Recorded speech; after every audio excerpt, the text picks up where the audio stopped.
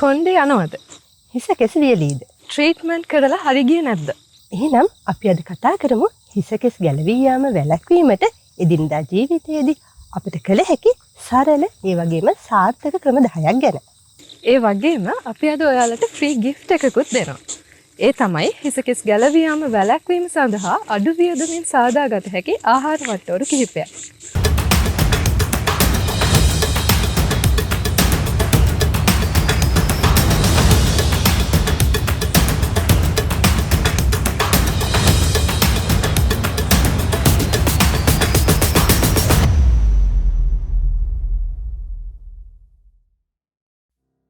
අද අපි සූදානම් වෙන්නේ මීට කලින් අපි ඔබට උණු පොරොන්දුවක් ඉටු කරන්න.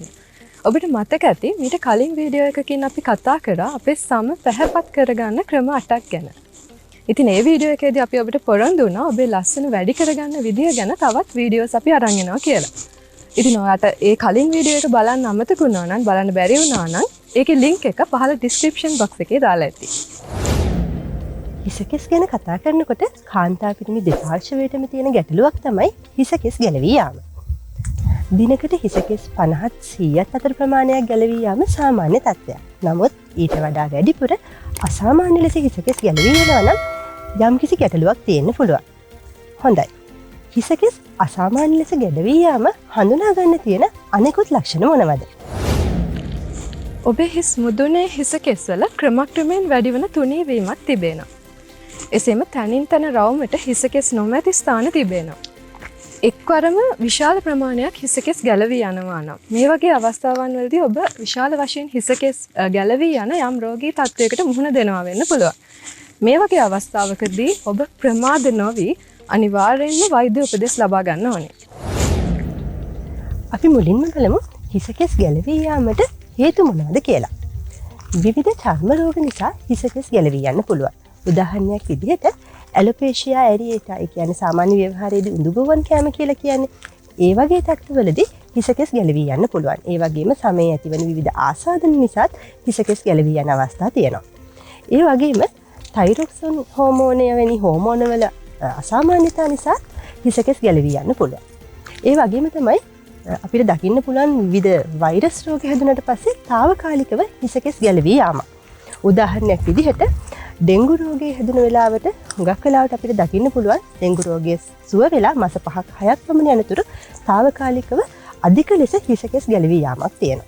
ඒ වගේම සමහර පිළිකා නිසා, ඒ වගේම පිළිකා වලට සිදු කරන ප්‍රතිකාර නිසාත් හිස කෙස් ගැලවී යන අවස්ථා තියෙනවා. ඒ වගේම අපි දන්නවා දරු ප්‍රසූතියෙන් පසුවත් తాවකාලිකව හිස කෙස් ගැලවී යාම දකින්න පුළුවන්. මානසික ආතතිය වැනි මානසික බලපාන හේතුන් නිසාත් හිස කෙස් ගැලවී යාම දකින්න පුළුවන්. වයසට යාමත් හිස කෙස් ගැලවී යාම සඳහා එක හේතුවක්. ඒ වගේම නීරක්තිය වැනි රෝගී තත්ත්වයන් නිසාත් හිස කෙස් ගැලවී යාම සිදු වෙන්න පුළුවන්. අනිත් විශේෂම දේ තමයි අපි හිස කෙස් හසුරුවන ආකාරය. එහෙම නැත්නම් අපි හිස කෙස් වල සලකන ආකාරය අනුවත් හිස කෙස් ගැලවී යාම වැඩි වෙන්න හෝ අඩු වෙන්න පුළුවන්. ඔබේ අසාමාන්‍ය හිස කෙස් ගැලවී යාමට හේතුව යම්කිසි රෝගී තත්ත්වයක් නම් අපි මුලින් කිව්වා වගේ ඔබට පුළුවන් වෛද්‍ය උපදෙස් අනුව එම රෝගී තත්ත්වයන්ට ප්‍රතිකාර ලබාගෙන එම තත්ත්වයන් මගහරවා ගන්න. හරි. අපි දැන් බලමු හිස කෙස් ගැලවී යාම අවම කරගන්න එදිනෙදා ජීවිතයේදී අපිට අනුගමනය කරන්න පුළුවන් සරල ක්‍රම 10 මොනවද කියලා. පළවෙනි ක්‍රමය තමයි හිස කෙස් නිවැරදිව පීරීම. මෙහිදී ඔබ දැටි අතර පරතරය වැඩි පනාවක් තෝරා ගන්න. ඔබට තිබෙන්නේ රළු හිස කෙස් නම් සුම්මට කෙඳි සහිත බ්‍රෂ් එකක් භාවිතා කිරීම වඩාත් සුදුසුයි. කොණ්ඩේ පීරීමට පළමුවෙන් ඔබ ඔබේ ඇඟිලි තුඩු හිස කෙස් අතර එහාට මෙහාට යවමින් අවුල් ලෙහා ගන්නට උත්සාහ කරන්න. ඉන්පසුව පහළ සිට ඉහළට කොටස් වශයෙන් හිස කෙස් පීරමින් එහි ඇති ගැට ලෙහා ගන්නට උත්සාහ කරන්න. මෙහිදී ඔබ ඉහළ සිට පහළට එක්වරම කොණ්ඩය පීරීමෙන් සිදුවන්නේ අහුවෙන ගැට ප්‍රමාණය වැඩි නිසා කොණ්ඩය වැඩි වශයෙන් ගැලවී යාම. එහෙම නැත්නම් කැඩී යාම. ඔබේ හිස කෙස් කැරලි සහිත නම් මේ පිළිබඳව වඩාත් සැලකිලිමත් වන්න. දෙවැනි ක්‍රමය. තෙත කොණ්ඩය පීරීමෙන් වැළකීම. තෙත හිස කෙස් කැඩී යාමේ අවදානම වැඩි. ඒ නිසා ස්නානය කිරීමෙන් පසුව තෙත කොණ්ඩය පීරීමෙන් හිස කෙස් වැඩි ප්‍රමාණයක් ගැලවිලා යන්න පුළුවන්. ඒ වගේම තමයි තෙත කොණ්ඩේ තදින් හිස දැමීමත් සුදුසු වෙන්නේ නැහැ. මෘදු තුවාලයකින් සෙමින් තෙත මාතු කිරීම තමයි කළ යුත්තේ. ඒ වගේම තෙත හිසකෙස් සමග නිින්දට යාමත් සුදුසු වෙන්නේ නැහැ. තුන්වෙනි ක්‍රමය තමයි හිසකෙස් වැඩි උෂ්ණත්වයන්ට නිරන්තරයෙන් නිරාවරණය කිරීමෙන් වැළකීම. අපි දන්නවා කාර්යබහුල ජීවන රටාවත් එක්ක අපි පුරුදු වෙලා ඉන්නේ රාත්‍රී කාලයේ ස්නානය කරන්න. ඒ වගේම ඒ සඳහා උණුසුම් ජලය අපි භාවිතා කරනවා. ඊට අමතරව හිසකෙස් වියලා ගැනීම සඳහා බ්ලෝ ඩ්‍රයර් එකක් අපි භාවිතා කරනවා. මෙහිදී දිගු කාලීනව හිසකෙස් මූලය රත් වීම නිසා හිසකෙස් වල ප්‍රාණවත් බව, දිලිසෙන සුළු බව නැති වෙන්න පුළුවන්. ඒ වගේම හිසකෙස් ගැලවී යාම වැඩි වෙන්නත් පුළුවන්. ඊට අමතරව අපි කොණ්ඩේ රැලි කරන උපකරණ භාවිතා කරනවා. විවිධ හෙයාර් ස්ටයිල් සඳහා කොණ්ඩේ රත් කරන උපකරණ භාවිතා කරනවා. මේ වගේ උපකරණ නිරන්තරයෙන් භාවිතා කිරීමේදී හිසකෙස් ගැලවී යාම වැඩි වෙනවා. ඒ නිසා මේ වගේ අධික උෂ්ණත්වයට කොණ්ඩේ නිරාවරණය කරන උපකරණ භාවිතා කිරීම හැකිතාක් සීමා කිරීමෙන් අපිට කොණ්ඩේ ගැලවී යාම අවම කරගන්න පුළුවන්. හතරවෙනි ක්‍රමය. හිසකෙස් තදින් ගැට ගැසීමෙන් වැළකීම. අපි දන්නවා සමහර හෙයාර් ස්ටයිල් වලදී අපේ හිසකෙස් තදින් ඇදීමකට ලක් කරනවා. ඒ වගේම තමයි සමහර අය පුරුදු වෙලා ඉන්නවා හිසකෙස් තදින් ඇදලා පොනිටෙල් එකක් දාන්න. එහෙමත් නැත්නම් කොණ්ඩේ බඳින්න. මේ විදිහට දිනපතාම අපේ හිසකෙස් තදින් ඇදීමකට ලක්වීමෙන් හිසකෙස් කැඩී යාමේ අවදානම වැඩි වෙන්න පුළුවන්. ඒ නිසා නිතරම හෙයාර් ස්ටයිල් එක මාරු කරමින් සැහැල්ලු ආකාරයෙන් හිසකෙස් හැසිරවීම මගින් හිසකෙස් කැඩී යාම අවම කරගන්න පුළුවන්. පස්වෙනි ක්‍රමය තමයි අධික ලෙස රසායනික සංඝටක භාවිතා කිරීමෙන් වැළකීම. අපි දන්නවා වෙළඳ පොලේ විවිධ ආලේපන වර්ග, ෂැම්පු වර්ග, සබන් වර්ග හිසකෙස් සඳහා තිබෙනවා. නමුත් අපි අපේ හිසකෙස්වල ගැල්වීම සඳහා යම් ආලේපනයක්, ෂැම්පු වර්ගයක් තෝරා ගැනීමේදී ඒ වගේ අන්තර්ගත දේ ගැන සැලකිලිමත් විය යුතු වෙනවා. මෙහිදී බ්ලීචිං සංඝටක, එතකොට ඇල්කොහොල් වැනි රසායනික සංඝටක අධික ෂැම්පු නැතිව මෘදු ෂැම්පු වර්ගයක් හෝ ආලේපනයක් භාවිතා කිරීම තමයි වඩාත් සුදුසු. අධික ලෙස රසායනික සංඝටක ඇති ආලේපන වර්ග, ෂැම්පු වර්ග භාවිතා කිරීම තුළින් අපේ හිසකෙස් ගැලවී යාම වැඩි වෙනවා වගේම අපේ හිස් කබලේ ආසාදන ඇති වෙන්නත් පුළුවන්. හයවෙනි ක්‍රමය. නිවැරදි ලෙස හිසකෙස් පිරිසිදු කර ගැනීම. පරිසරයේ තියෙන කුණු දූවිලි හිසකෙස් අතර රැඳීමේ හැකියාව වැඩි. ඒ නිසා හිස් කබලේ විස බීජ එකතු වීමෙන් ආසාදන ඇති වෙන්න පුළුවන්. එමගින් හිසකෙස් වලට හානි සිදුවීම නිසා හිසකෙස් කැඩී යාමේ අවදානම වැඩි. ඒ නිසා නිසි පරිදි හිසකෙස් පිරිසිදු කර ගැනීම වැදගත්. අපි මුලිනුත් කිව්වා වගේ ඔබට පුළුවන් රසායනික ද්‍රව්‍ය බහුලව අඩංගු නොවන මෘදු ෂැම්පු වර්ගයක් භාවිතා කරලා හිසකෙස් හා හිස් කබල පිරිසිදු කර ගන්න. ඒ වගේම හිස පිරිසිදු කර ගැනීම සඳහා උණුසුම් ජලයේ භාවිතය හැකිතාක් අවම කිරීම මගිනුත් හිසකෙස් ගැලවී යාම අවම කරගන්න පුළුවන්.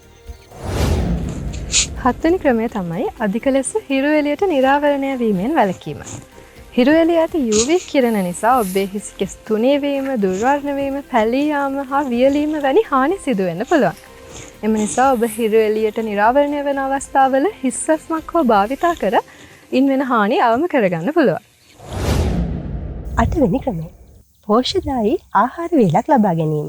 විටමින්, ඛනිජ ලවණ, ප්‍රෝටීන වගේ සියලුම පෝෂක කොටස් සහිත එළවලු, පළතුරු වලින් සමන්විත සමබල ආහාර වේලක් ලබා ගැනීම.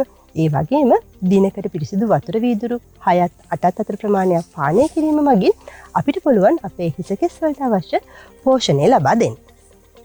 ප්‍රෝටීන්, යකඩ හිසකෙස් ශක්තිමත් කරන්න උදව් කරනවා. ඒ වගේම තමයි විටමින් වර්ග නිසා හිසකෙස් නිරෝගීමත් වෙනවා.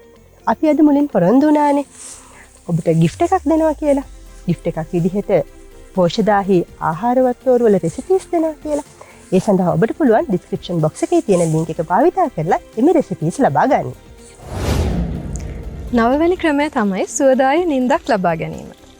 ප්‍රමාණවත් නිින්දක් ලබා ගැනීම අපගේ හිසකෙස් වර්ධනයට ඉතාමත්ම වැදගත්. ඒ වගේම තමයි අපි භාවිතා කරන කොට්ටවුර රළු නැති සිනිඳු රෙදි වලින් සකසා ගැනීම මගින් අපිට සුවදායී නිින්දක් වගේම හිසකෙස් ගැලවී යාම වැළැක්වීමටත් උදව් වෙනවා. ඒ වගේම ඔබ භාවිතා කරන කොට්ටවුර නිතර මාරු කිරීම, පිරිසිදු කිරීමත් වැදගත්.